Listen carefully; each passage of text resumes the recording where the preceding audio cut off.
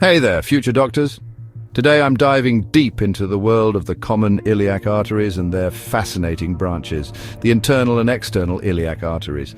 Ready to unlock some secrets? Let's go. First up, the common iliac arteries.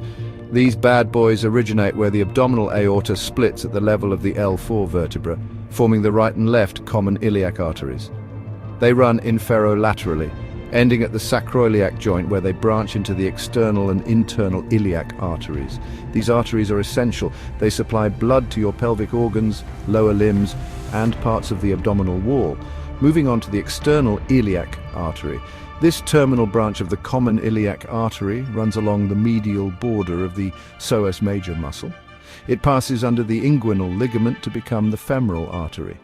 Key branches include the inferior epigastric artery, which supplies the anterior abdominal wall, and the deep circumflex iliac artery, which runs along the iliac crest.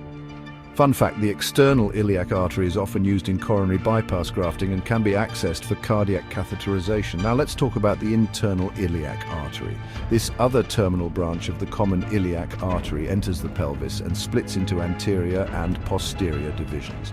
It supplies blood to the pelvic organs, gluteal region, perineum, and medial thigh. To remember its branches, use the mnemonic "I love going places in my very own underwear."